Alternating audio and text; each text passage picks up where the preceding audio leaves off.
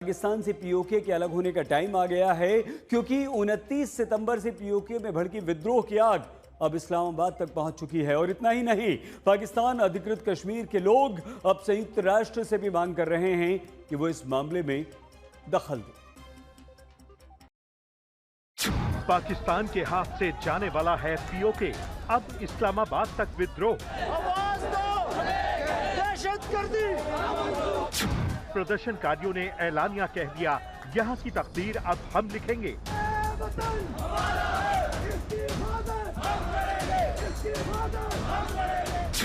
अब मुनीर के खिलाफ आर पार की जंग, शहबाज को सीधा अल्टीमेटम।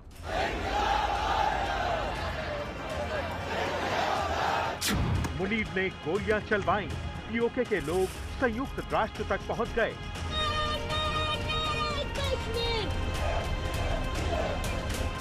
विद्रोह से डरे शहबाज और मुनीर, पीओके के लोग बोले भारत के साथ हैं। पीओके से उठी इन नारों की गूंज से अब इस्लामाबाद भी कंपन कर रहा है। आसिम मुनीर और शहबाज शरीफ की हाइब्रिड मॉडल वाली सरकार सदमे में आ चुकी है, कहीं पीओके अब हाथ से ना निकल जाए। मुनीर और शहबाज शरीफ ने ये सोचा भी नहीं होगा कि अब की बार पीओके से उठा ये विद्रोह पूरे पाकिस्तान को हिला देगा।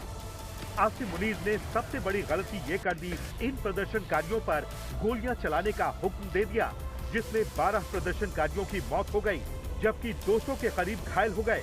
और मुनीर की यही गलती पीओके की तरफ से यलगार बनकर उठी है।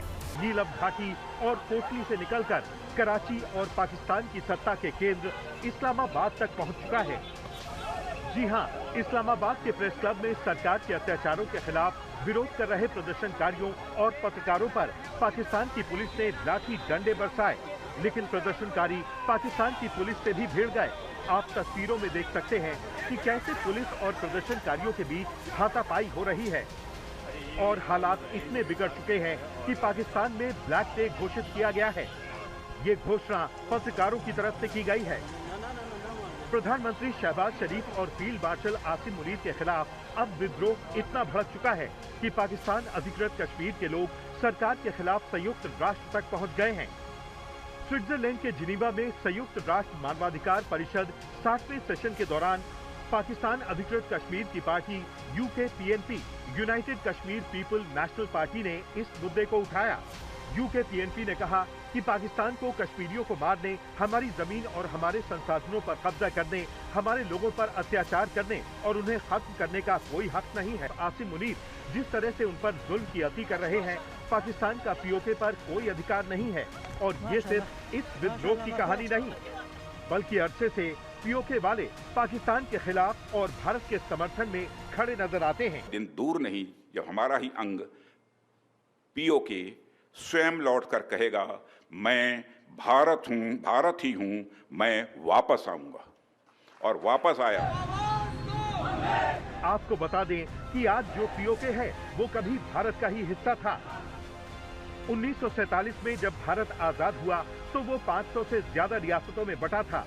इनमें से अधिकतर रियासतों ने या तो भारत में विलय कर लिया या पाकिस्तान में, लेकिन कुछ रियासतें तटस्थ रहीं।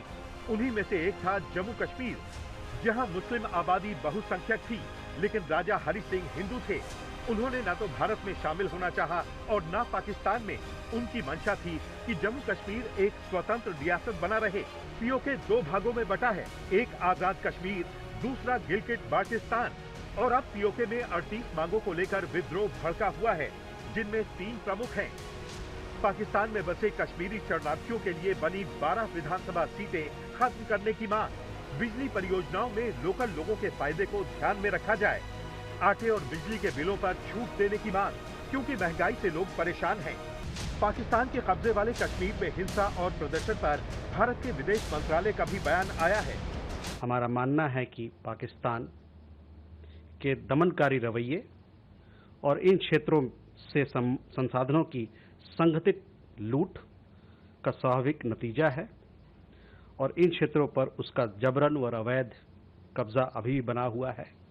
पाकिस्तान को अपने भयानक मानवाधिकार उल्लंघनों के लिए जवाबदेह ठहराना जाना चाहिए। पीओके में लोगों पर अत्याचार की अपील कर रही है, तो क्या पीओके में विद्रोह अब आजादी लेने के बाद भी रुकेगा? आज तक ब्यूरो।